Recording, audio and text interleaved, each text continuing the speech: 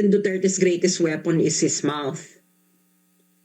The moment that the old man opens his mouth, the whole world will be listening. Remember, Digong is only unpopular in Western countries. Ilan lang yung population na yan.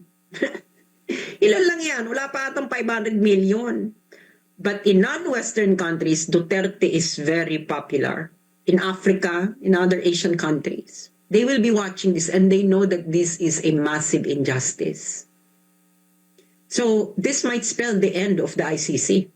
Especially yung Article 59, pag binend nila yung Article 59, tapos sila dyan. Punta ka ng Africa, punta ka ng Middle East, other Asian countries. Duterte, good president. Tapos gaganyanin mo.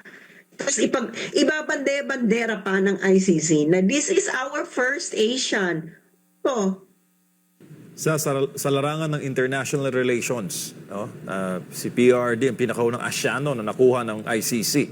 Magkakaroon kaya ito ng backlash sa mga kapitbahay nating bansa dito sa Asya sa ginawa ng kapwa-Asyanong lider na si Bongbong Marcos Jr.? closely watching it, and you know, China already released a statement which is understandable, no? And the world will be watching this, and alam naman natin Duterte's greatest weapon is his mouth. The moment that the old man opens his mouth, the whole world will be listening. Remember, Digong is only unpopular in Western countries. Ilan lang yung population na yan. Ilan lang yan? Wala pa atong 500 million. But in non-Western countries, Duterte is very popular. In Africa, in other Asian countries. They will be watching this and they know that this is a massive injustice. So, this might spell the end of the ICC. Especially yung Article 59, pag binend nila yung Article 59, tapos sila dyan, it's the end. Pwede pala yun na i-disregard yung arrest proceedings ng ICC.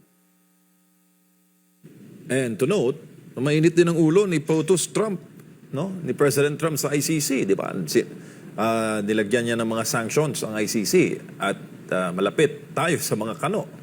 Anong nakikita mo na pag hindi sinundan ng Pilipinas, yung tahak ng US under President Trump against the ICC, baka may magbabaybay na, SAS?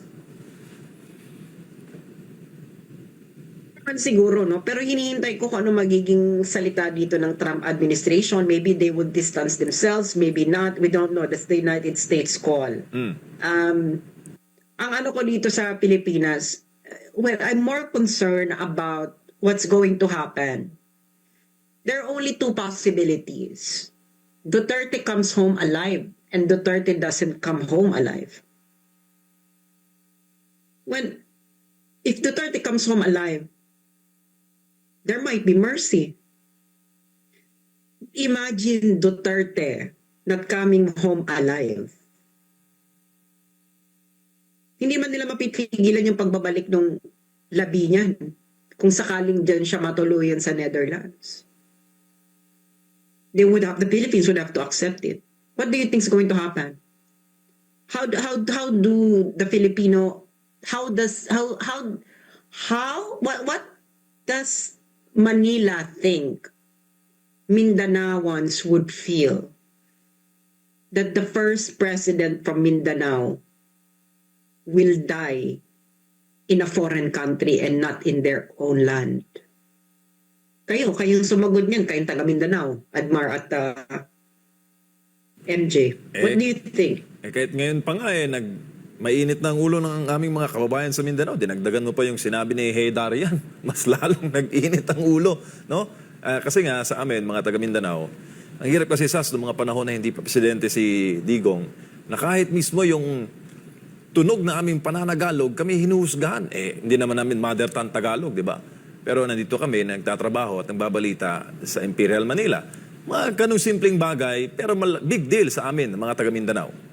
How much more ngayon na yung first Philippine president from the Mindanao ay ginaganito? It's a huge possibility that he might not. Still Stephen, di ba? The most beloved Philippine president in history will not die in his own country. Sa information nga kanina sa panayam kay dating Executive Secretary Mijaldea, nabanggit niya na hindi malinaw na ibinigay kung nandun ba sa facility ang dating Pangulo. Tinanong din kung dinala ba sa ospital, yun din yung nabanggit sa panayam ng media, nandun din yung SMNI Europe natin. Wala ring malinaw na sagot sa kanila kung nasaan mismo ang Pangulo. Tapos ngayon, merong inilabas na ulat naman, pinost ang ICC na nandun daw sa kanilang kustodiya ang dating Pangulo. Pero wala pang mga larawan na ipinapakita kung yung proof kung nasaan nga ba ang Pangulo Sas.